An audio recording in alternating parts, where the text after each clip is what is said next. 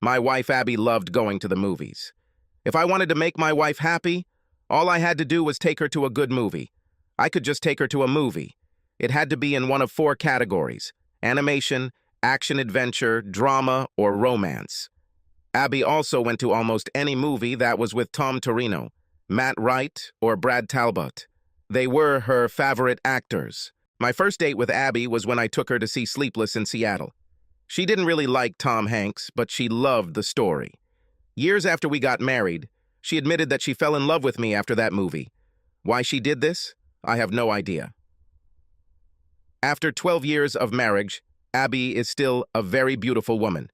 At 5 feet 6 inches tall and weighing 115 pounds, she has a magnificent figure. Her dark emerald green eyes really stand out against her raven hair. When Abby gets dressed to go out, she still turns men's heads in her direction. My name is John Sawyer, and I'm no slouch either. I'm 6'1" and 180 pounds. I have sandy hair and blue eyes. Abby and I have been told many times that we make a great couple. During college, before I met my future wife, I never lacked female companionship. However, when I met Abby, I realized that I didn't want anyone else. And for 12 years, I thought Abby felt the same way about me. We met in our first year and fell in love with each other. Our love grew during our 4 years at one of the state universities, and we got married 3 months after graduation. Abby is my true love, my soul, my everything. I couldn't imagine life without her. And while we both love our 2 children to the core, it really has to be spontaneous when they're not around.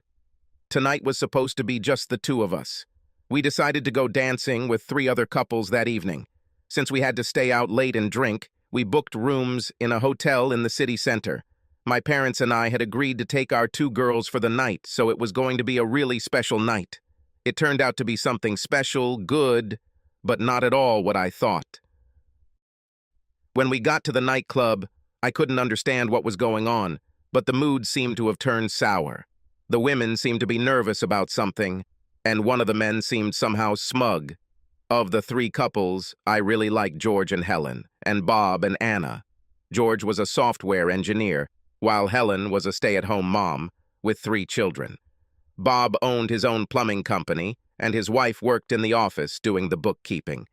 The only couple I didn't really like were Chad and Thelma. And to tell you the truth, I had a good time with Thelma, but I thought Chad was a jerk. But Abby and Thelma were college roommates and remained good friends. So I had to put up with Chad. As far as I could understand, he had something to do with the film industry. I think Chad said he was an agent or something.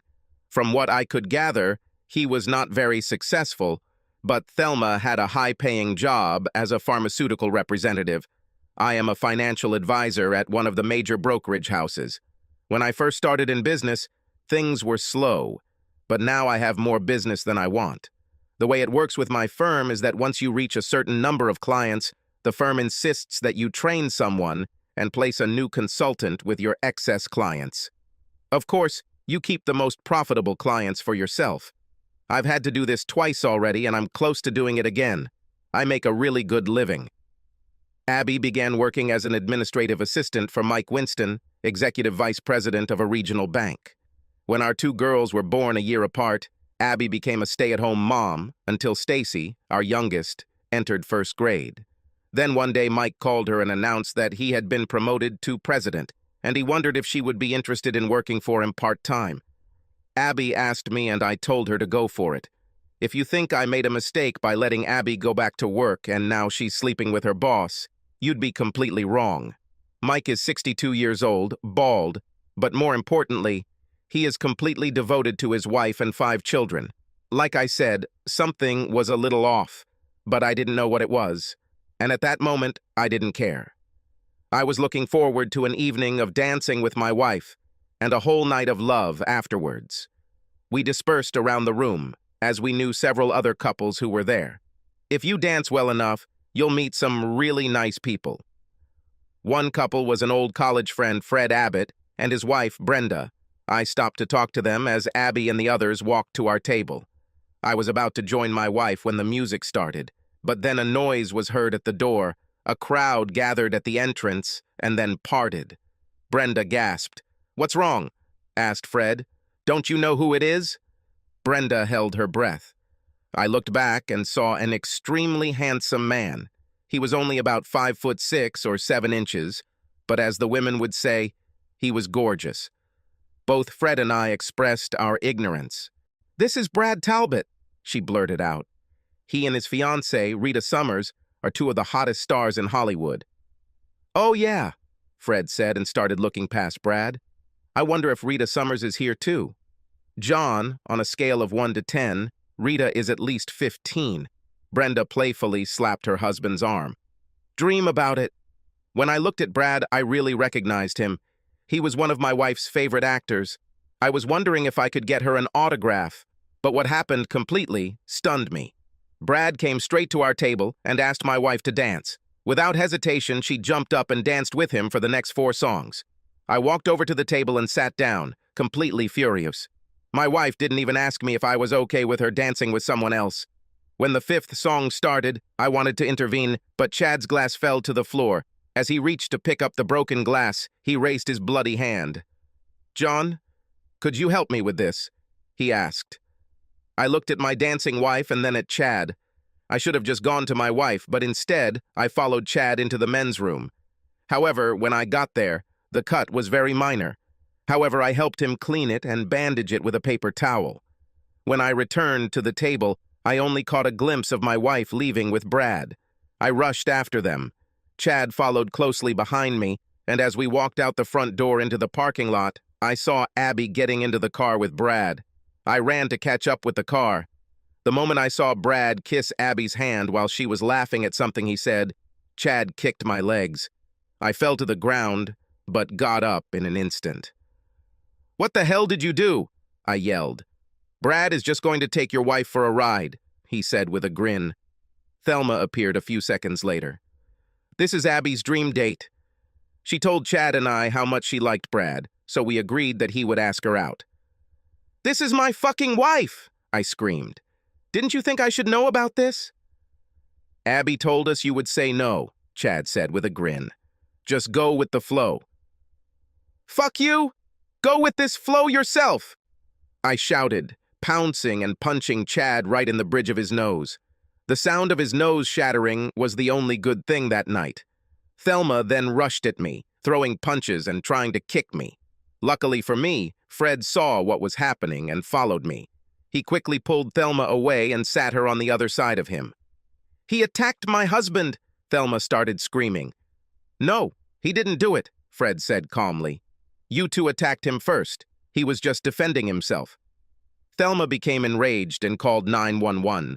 The police arrived about 10 minutes later and began taking statements. Fred continued his story and I told the same thing, adding that Chad hit me in the legs first. The people who gathered after the riots began saw only Thelma attack me. They told the officers that all they saw was me just trying to get away from her. Chad and Thelma were eventually arrested. By the time the police left, I was devastated. I returned to our table and saw 2 women smiling. "Where is everyone else?" Helen asked. "Chad and Thelma were arrested for assaulting me," I replied, trying my best to contain my anger. Abby left with Brad and seemed very happy about it.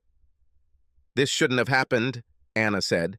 "She just had to go outside with Brad, take a few pictures, and then go back to the table."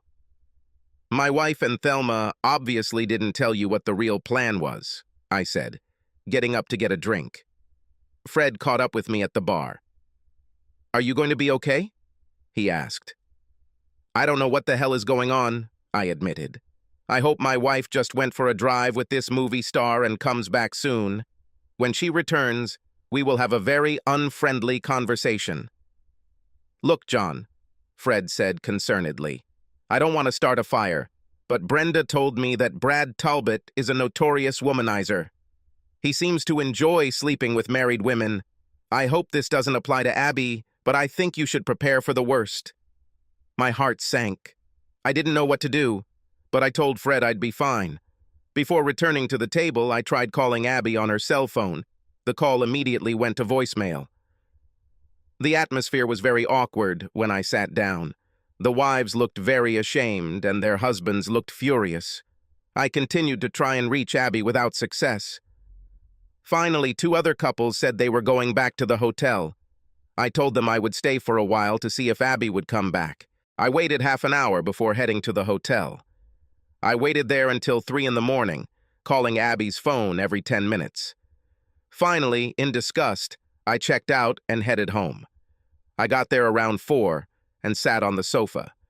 I must have fallen asleep because the sun shining through our bay window woke me up. It was already 7 in the morning. I checked our bedroom, but Abby had not returned yet. Then I checked my cell phone, and there were no messages from Abby.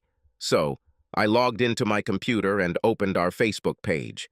He exploded with pictures of Brad and Abby leaving a nightclub, pictures of them walking into his house, pictures of Abby walking into Brad's house on his arm. I searched Hollywood websites, and they were all blown up by Brad's latest conquest with a married woman. At this moment, I was beside myself with rage. I immediately called my lawyer, and since it was Saturday, my call was forwarded to his home. He wasn't too happy about my call until I explained what was going on. He convinced me not to do anything until Abby came home and explained her behavior. Finally, around 11, the front door opened, and Abby walked in with a big smile on her face. The smile disappeared when she saw the expression on my face. "We didn't do anything," Abby said immediately. "We just spent the night talking. I know I should have asked you, but I was sure you would say no. You know how much I love movies and that Brad Talbot is one of my favorite actors. Last night was like a fairy tale. Nothing happened, John. I still love you with all my heart." I just stared at her, and I could almost feel the steam coming out of my ears. "I want you, slut, to pack up your shit and go to your parents. I can't even look at you right now." "John, why do you make such a big deal about this?" she asked with irritation and slight fear in her voice. "We were just talking. There was nothing special about it. It doesn't really matter." "This is damn important to me," I said through clenched teeth. "I don't believe for a second that nothing happened. But for the sake of argument, let's pretend nothing happened. You still embarrass me in front of the whole world." "Now you're just being overdramatic, John," Abby said, putting her hands on her hips. "Outside our group, no one knows anything, and Helen and Anna know that for me, it was just a harmless adventure."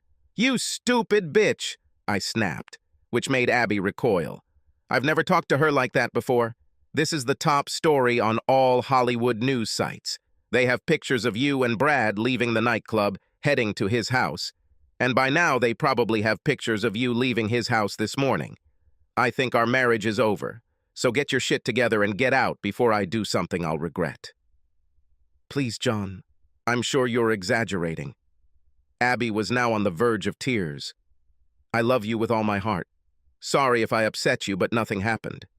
I knew you'd be annoyed, but I thought you'd give me a pass when you found out nothing happened. We have to deal with this. Think about the girls."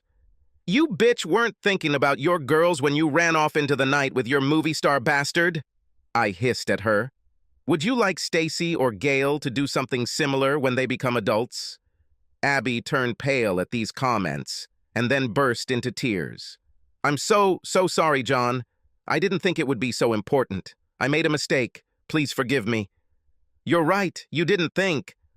I was beside myself and getting angrier every minute. I had to get Abby out of the house before I did something I truly regretted. So, I left her standing in the hallway and headed to our bedroom. I pulled a suitcase out of the closet and started throwing Abby's clothes into it.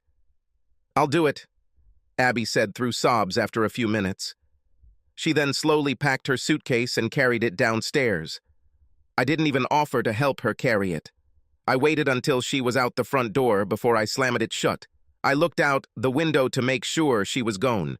I saw her put her bag in the trunk and sit in the driver's seat. Then she lowered her head to the steering wheel and began to sob. I didn't even want to go out and console her. I was too damn angry. About 20 minutes later, she started the car and drove away. I immediately called my parents and explained to them what happened. I asked if they would keep the girls a little longer, and if Abby shows up, tell her I have them. They agreed. I was then left to contemplate the ruins of my marriage. I started going over it all back and forth in my head. Abby insisted that nothing happened. Could this be true? I didn't know, but my gut told me she was lying. Can I accept what she did and try to move on? If, as she believed, no one knew about it except our friends, maybe.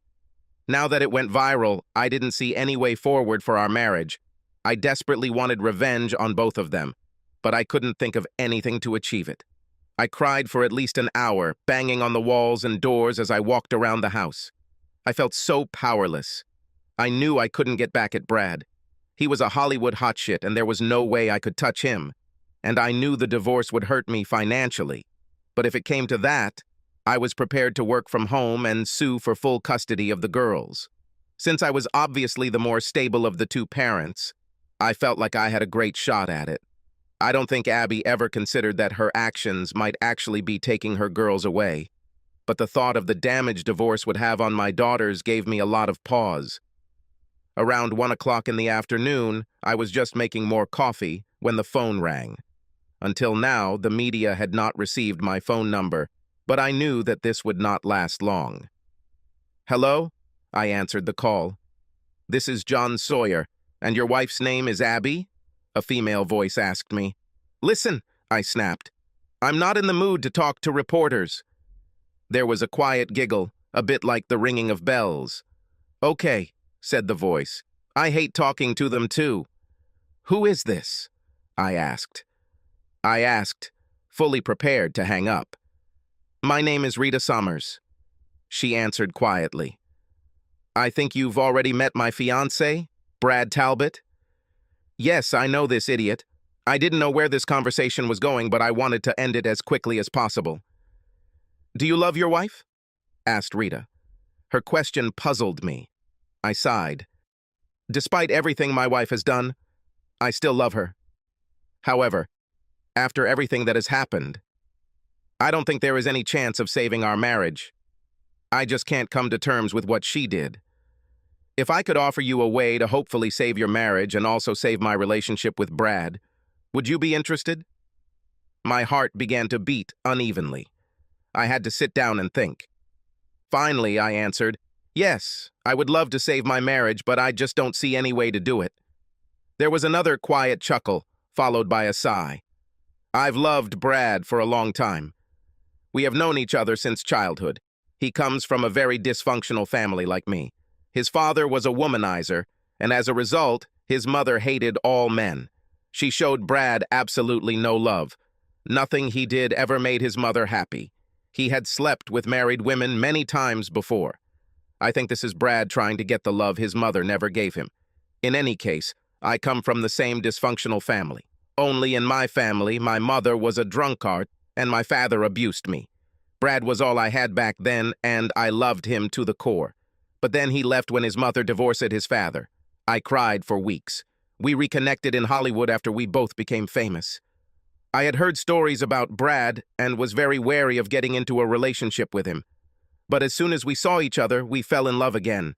And when we got engaged, he promised me that relationships with married women were left behind. When I asked him about your wife, he stated that nothing had happened. I have no way of proving it one way or the other. But right now, the thought of losing Brad is driving me crazy. Yes, my wife also told me that nothing happened, I admitted. And the thought of losing her drives me crazy, too. Do you believe her? No, I don't know.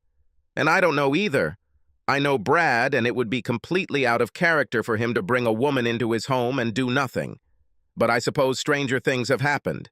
However, I am operating under the assumption that something actually happened. So, I want him to understand the pain he caused me. And I want your wife to understand the same. I don't know if it will be enough, but I hope that if we succeed, we can move forward with our couples. I'm with you for now, I said. How are you going to achieve this? I'm not going to do this alone. We'll do it together. Now I was confused. What could I do to get back at my wife, let alone Brad Talbot? You'll have to spell it out because I don't see how I can do anything. First things first, she said. To get the most out of what I want to do, I need you to slowly open a dialogue with your wife towards a possible reconciliation. I'm going to do the same with Brad. I'm not talking to him right now. I'd say in 2 to 3 weeks, I'll start talking to Brad, and you should let your wife move in with you around the same time. I'll let you know when. You will still keep your distance, and you should not sleep with her. Why would I let her back into the house? Because as soon as she gets home, we will have dinner together, and I will explain my plan. I still have some parts of my plan that I want to think about. I still wasn't sure about it, but I didn't have any better ideas, so I decided to go with it. The first thing I did was call my parents and tell them that I would pick up the girls in half an hour. I then called my administrative assistant, Joni, and told her that I would be working from home for the next week or so. I could tell from her voice that she already knew the story about Brad and my Abby. She was very helpful and told me to let her know if there was anything she could do to help. Finally, I called Abby's parents at home. Abby's father answered the phone and was very apologetic. He saw some of the reports on the news and was ashamed. But he was extremely relieved when I asked to speak to Abby. She burst into tears over the phone. She kept saying how sorry she was and how she wanted to come home so we could talk about it. "Listen, Abby," I said calmly, "I think it would be good for us to be apart for a while. Next week I'm going to work from home. You will have to work from Monday to Wednesday. Why don't you pick up the girls on Wednesday night? Then we'll talk about everything. I plan to pick up the girls on Sunday evening." "Please, John," she cried. "I want to go home now. I want us to be a family again." "You don't want us to be a family anymore?" "I thought we were family," I said sadly. "But then you made me doubt everything I thought we had. I'll see you on Wednesday evening, say around 5. I picked up the girls and told them that Mom would be spending a few days with their grandparents. They had a lot of questions about why, but the topic dropped when we headed to McDonald's. The girls ran around playing games for 2 or 3 hours. And then we had dinner there. The phone rang just as we got home. I looked at the caller ID but didn't recognize it. When I responded, the reporter asked me if I wanted to comment on my wife's affair with Brad Talbot. I hung up the phone.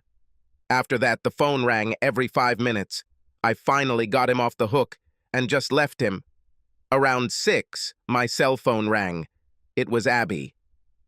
"Why don't you answer phone calls?" she immediately demanded. "Because they were just reporters who wanted me to comment on your affair with Brad Talbot." "There's no romance," Abby growled. "I told you nothing happened." "Well, then you need to tell the rest of the world about it, because for some reason they don't believe it," I said sarcastically. There was dead silence on the other end of the line. Abby then asked if she could talk to the girls. So I put them on the line and sat down listening to that side of the conversation. They chatted about their day at McDonald's. Finally, Stacy handed me the phone and told me that my mom wanted to talk to me. Abby again begged to be allowed to return home. I told her I needed more time.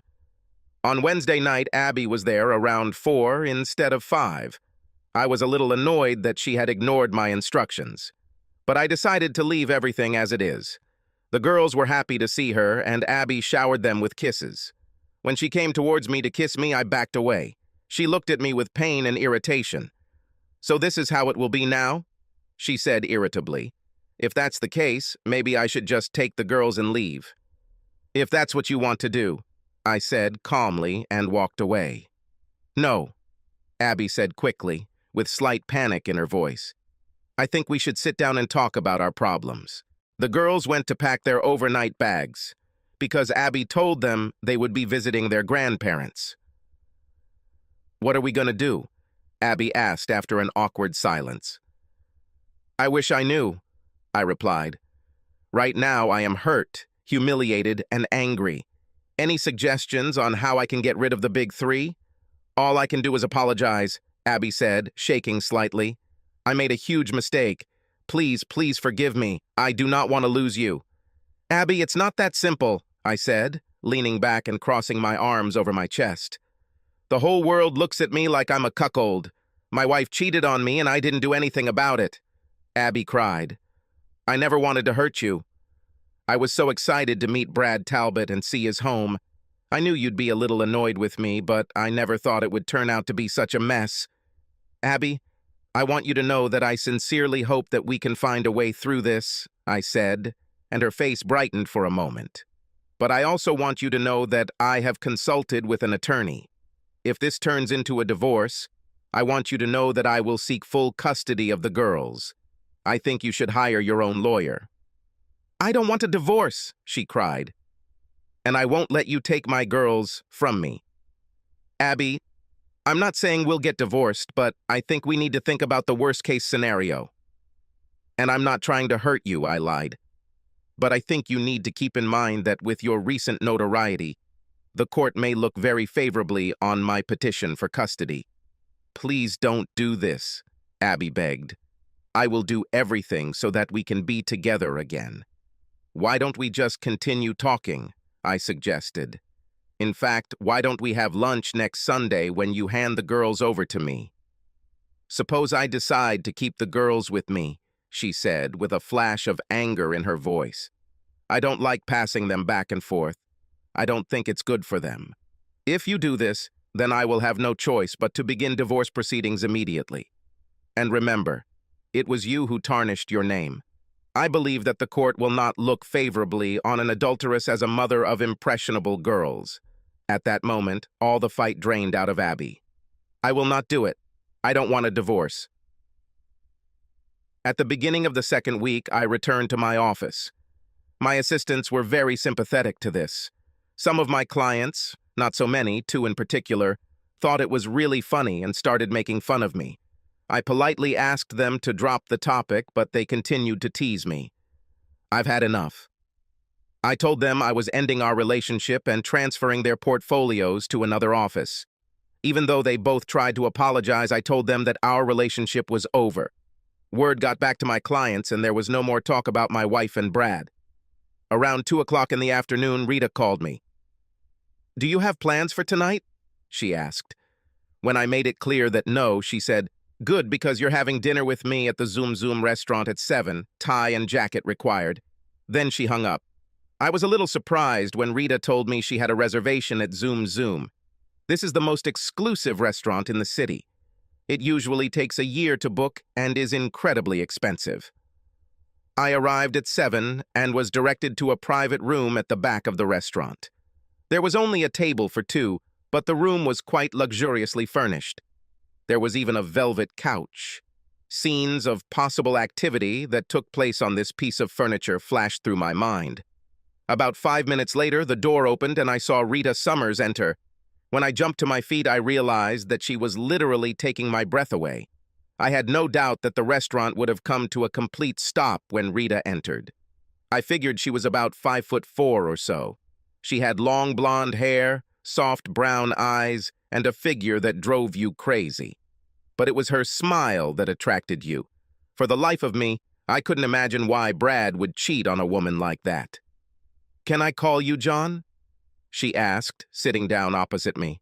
I nodded and asked, how should I contact you? Rita, of course. This gentle giggle made me smile. We ordered drinks and sat for a while talking.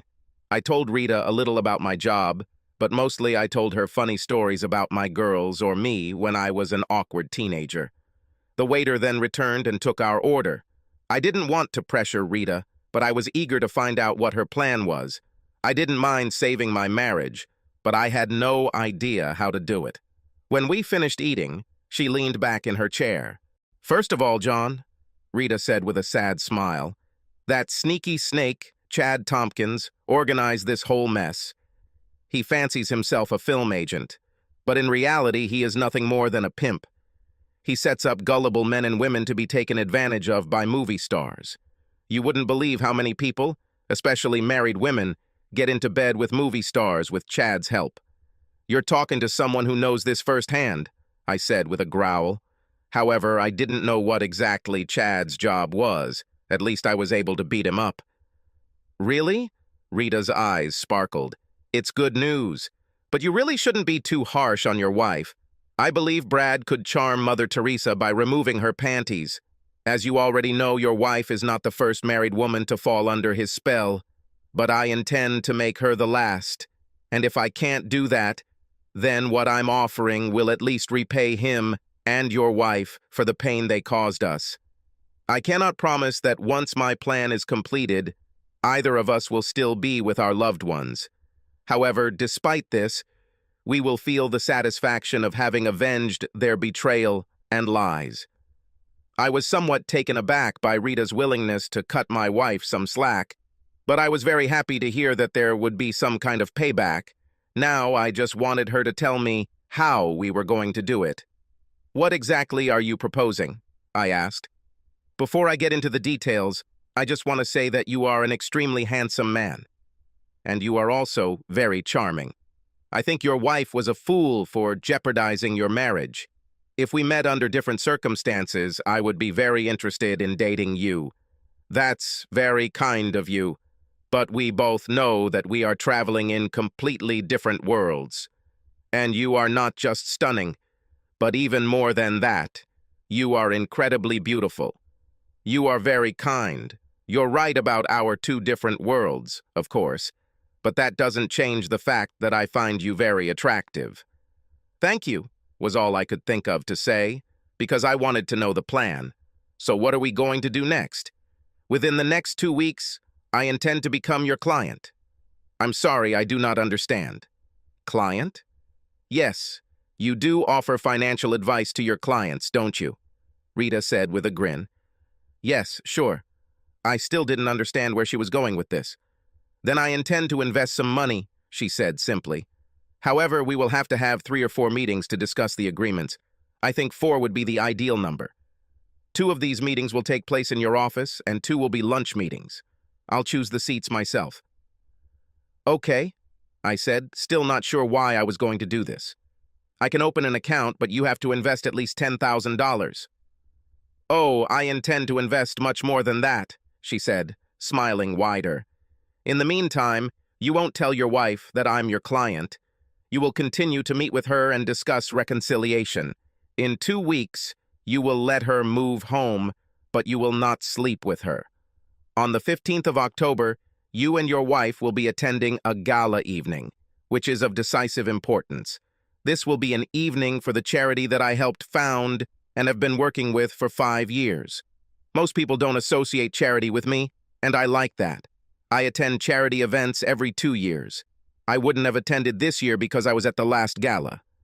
However, I will be there and you and your wife will be there too." "Okay, I'll be with you at the charity gala. I know for sure that tickets to this event cost $20,000 each. I can't justify spending that kind of money." Rita giggled again, then smiled. The tingling sensation went from the top of my head to the tips of my toes. "Your tickets will be free. You just tell your wife that a client gave them to you." I still don't understand how this achieves anything. I was now starting to get upset. "Well, you see, John, part of the night's entertainment is the escort auction." "Escort auction?" "Not that kind of escort," she giggled again. "We sell willing men at auction to the women present. The woman or man who will pay the most for a particular person will put a sort of slave collar on him. Then the men are at the mercy of the women who paid for them," Rita said with a laugh before continuing. "Most of them are bachelors, but married men expose themselves so that their wives can bid on them. Sometimes a married man is bought by someone other than his wife. I assume these married men are on their best behavior because otherwise their wives would cut off their genitals. However, at this year's gala, one married man will be auctioned off, and his wife will not win the bid. And what happens after will not be innocent." There was still a look of confusion on my face. Rita laughed and patted my hand. "You are a married man who will be put up for auction, and I'm the one who will have the winning bid. So you just need to rent a tuxedo, buy your wife a new dress, and be my guest." It suddenly dawned on me what Rita had planned, and it was brilliant. Both Brad and Abby were going to feel what it was like for us. Of course, I knew it was all for show, but just spending the night with Rita Summers while everyone assumed the worst might happen would go a long way toward balancing the scales. That would take the cuckold horns off me and put them on Brad. Besides, my wife would feel the same pain and humiliation that I did. Then maybe we could meet with a counselor and put this all behind us. The next few weeks flew by very quickly. I have to say that the first time Rita walked into my office, I thought all the girls there were going to pee their pants. Our lunch meetings took place in very private restaurants. I didn't understand why we held these meetings in secret. Everything important could be discussed in my office. Most of the time, we just told each other stories. These were fun lunches, and I learned a lot about Rita and Brad. She really loved him, and she would be devastated if they broke up, but she was willing to leave him if he was going to continue his old behavior. A week before the gala, I allowed Abby to come home. However, I told her that I would sleep in the guest room. She was in pain, but she did not insist. The Wednesday before the gala, I came home with the tickets and Abby's eyes lit up. She started ranting about all the celebrities that would be there. Then she scolded me for spending that amount of money. It didn't cost me anything, I told her. One of my clients asked me if I could use the tickets. I thought it would be a fun evening. By the way, I think you should buy a new dress. Buy something sexy. Abby was floating in the clouds. I almost felt sorry for her. But then I remembered that evening when I thought it would be a magical night for the two of us, only to look like a fool. It's time for her to feel my pain. When we arrived, we found that there were already about 500 people there. When we checked in, there was a table where you could sign up for the auction. I saw a line of men filling out forms. There were 5 really handsome men in line. So I turned to Abby. "What do you say, Abby?" I asked innocently, pointing to the table. "This is a charity and we didn't pay anything for the tickets. What do you say if I sign up and you can bid on me?" Abby giggled, but it wasn't nearly as musical as Rita's. "I don't have any money, and I didn't even take my wallet with me because it wouldn't fit in this bag." As per Rita's suggestion, I had cash with me. "Here's $1,000. I doubt you'll have to pay more than 50, but it's a charity, so offer at least 200. "You're worth $1,000 and much, much more," Abby said with a wide smile. I stood in line, and when I got to the registration table, I filled out the form and signed it. I looked at the list, and there were about 18 or 20 guys signed up. If I didn't know it was a setup, I would never have had the courage to do it. Just as I was about to turn away, the woman behind the counter asked, "Are you married?" I nodded, and she pulled out another form. "I hope your wife is with you, otherwise you won't be able to take part. She needs to fill out this form and sign it." I called Abby over and explained what they wanted. She quickly filled out the form. What Abby didn't realize, because she didn't read the form, was that she agreed to let me do whatever the winning bidder asked. After the paperwork was completed, we went in search of our table. Rita seated us at a table with 2 starlets, 1 TV presenter, and 2 actors in a national soap opera. My wife had stars in her eyes, not only from the people at our table, but also from the other celebrities at the gala. When the auction began, all the men who offered themselves were called. I smiled at my wife and stood up. As it turned out, there were 24 participants, and I'm sure that it was Rita's intention that they left me for last. By the time I was the last one on stage, they had already raised over $300,000, and I have to admit that the bidding was lively and fun. "Our last contestant is a local," said the announcer, a well-known game show host. "His name is John Sawyer, and he is married with 2 children. I'm sure his wife is emptying out her piggy bank somewhere in there. So what do you say if we start the bidding at $50? "I think it's worth at least $100, shouted an elderly woman in front. "Can you wash dishes, honey?" I laughed and shouted back, "I can wash and dry." This caused loud laughter from the crowd. "This is more than my husband can do," exclaimed another elderly woman. "I'll give you 200. Then it became 500. Finally, I heard Abby shout, "I'll give you $1,000. This caused everyone to rejoice. But almost immediately, a younger woman offered $2,000. Before I knew it, the bid had risen to $5,000. I looked at Abby, and she was looking around, completely confused. I just shrugged, looking at her. An offer of $10,000 came from the back of the room. This was quickly followed by another for $15,000. If I hadn't known that it was all a setup, I might have gotten a headache. The bid reached $25,000 and I began to get a little nervous. I thought a few $1,000s would seal the deal. It was much more than I expected. Finally, from the far end of the room, I heard Rita's voice. I bet $100,000. There was a stunned silence, not only because of the amount, but also because of who had placed the bet. Rita Summers walked down to just below the stage as the crowd roared. She smiled at me. She turned to the crowd and said, "And I don't even care if he knows how to wash dishes." Roars and cheers were heard again in the room. I must admit that I blushed a lot. Rita came up, put a traditional collar around my neck, and kissed me tenderly on the lips. From the stage, by prior arrangement, we returned to where Abby was sitting. She was stunned. She didn't know what to do or say. So I shrugged and said, "Well, I didn't plan this, Abby, but don't worry. It probably won't happen. Here are the car keys. As far as I understand the rules, I am Miss Summers's thing for the next 12 hours, maybe longer. See you at home tomorrow." Rita and I danced several dances at the gala evening. During these dances, she kept biting my ear. I saw Abby watching us with that deer-in-the-headlights look. When Rita took my arm and, pressing her chest against me, walked out of the ballroom with me, I saw Abby's lips tremble. After the gala, Rita took me in a limousine to another nightclub. We danced and talked there for an hour. After that, we went to a private screening of the new film. There was no one in the theater except Hollywood A-list people. The movie, I thought, was crap. Rita thought so too, but when we talked to the director, we were both delighted with him. The limousine then took us to a very seedy part of town. After the car was parked, I noticed that there were 2 cars parked behind us. Rita explained that they were part of her security team. She pointed to 2 dilapidated houses on opposite sides of the street. The one with the porch light still on was once my home. Brad lived in the house across the street. It wasn't such a bad area back then, but it was still pretty seedy.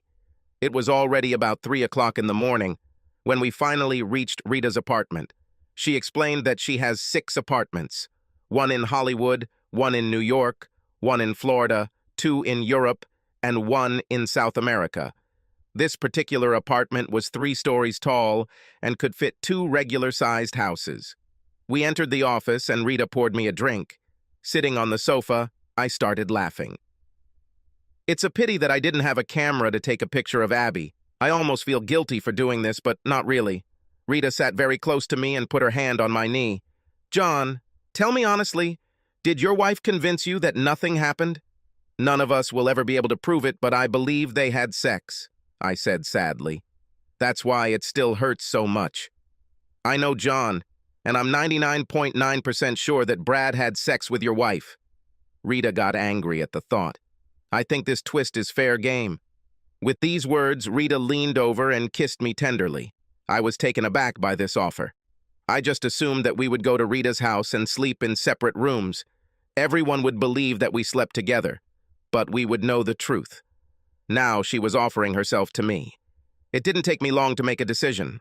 I suppose if I were a better person, I would refuse. But I was still hurt by what my wife did. Plus, who in their right mind would turn down the chance to sleep with Rita Summers? We kissed on the couch for about 20 minutes. It was intoxicating to be so close to such an incredibly beautiful woman. Finally, she took my hand and led me to her bedroom. Once inside, Rita began a slow striptease. It was hard from the first kiss. Watching Rita shed her clothes, I felt like I could lose my load right now. As Rita pulled off her panties, she pushed me onto her bed and pulled out my manhood. Abby was great at giving caresses to my male instrument, but I thought Rita was better. Or maybe things were just completely different. At that moment, I didn't care. When I was ready to explode, I told Rita. "I want you to do this," she said, breathless. "You're so delicious." It was all I could take and I exploded. I kissed Rita's breasts and caressed them. She reached her first climax. I ran my tongue over her belly and began to give her caresses with redoubled zeal. I knew where Abby's special place was, and I wondered if Rita had the same. So it was, and she again came to the finish line. "I want you to take me," Rita said with fierce insistence. "Don't worry, I'm clean and I'm on birth control pills." By this time, Rita was ready, and I carefully slid inside. I was in heaven. I continued to increase the pressure more and more until Rita screamed and reached climax. After a few seconds, I followed her. I couldn't believe how big my explosion was. We made love twice more before we fell asleep in each other's arms. I woke up the next morning with Rita working on my manhood. I wish Abby would do something like that to me. I would love to wake up like this sometimes. After Rita brought me to the finish line, we made love again.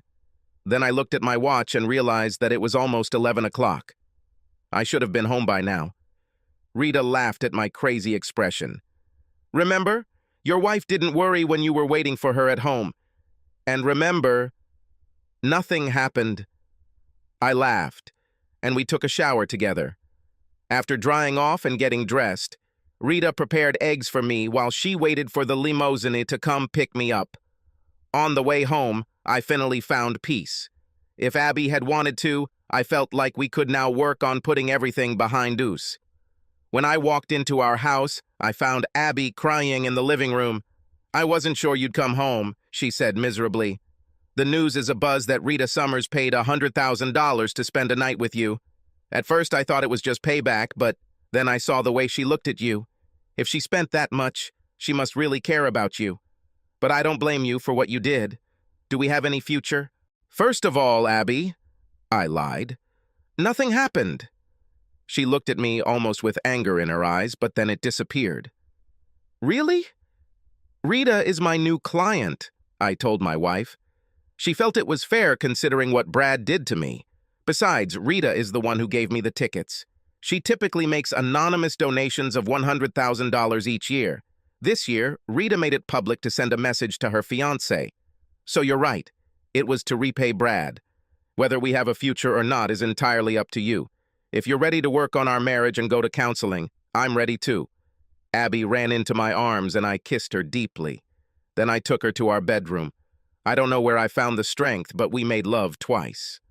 I then went back to sleep until my two girls pounced on me around 2 p.m. We had a quiet dinner with the girls, and after they went to bed, Abby and I sat on our patio holding hands. I knew then that we could put the pieces of our marriage back together.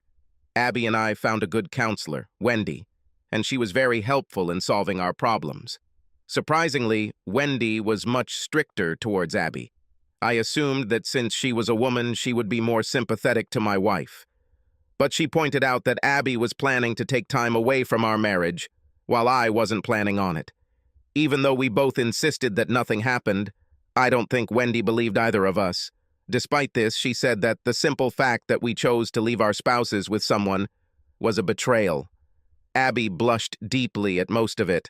Of course, Wendy gave me a pass of sorts because she basically saw my night as Rita's revenge on her fiancé. This was true, of course. But what Wendy didn't know was that I was up to my neck in planning and executing it. However, the sessions were very useful. There is one side effect to all this fuss. Abby doesn't like going to the movies anymore. She doesn't even like to watch movies on TV.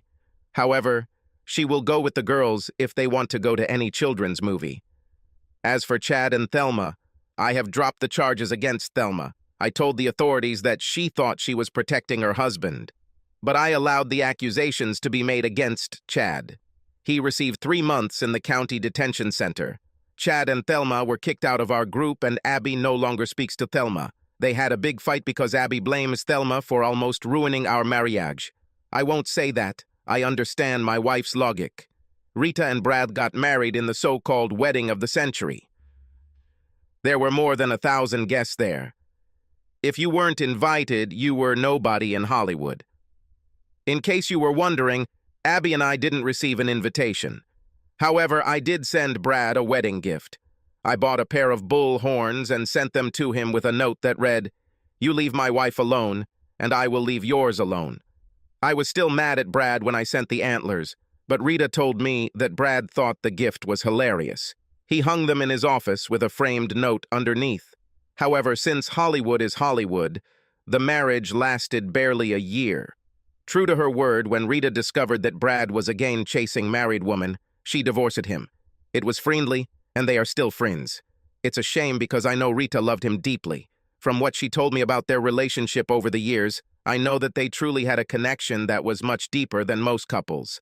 But obviously this was not enough. And yes, Rita is still my client. When we opened her account, she deposited $1 million. I fully expected her to close the account as soon as her planned revenge was completed. But Rita left it with me. When the amount grew to $1.5 million, she contributed another $2 million. I haven't seen her in person since the day after the gala, but I talk to her at least 4 times a year to discuss her investments. Sometimes she calls with a question about her account, but sometimes she calls just to talk.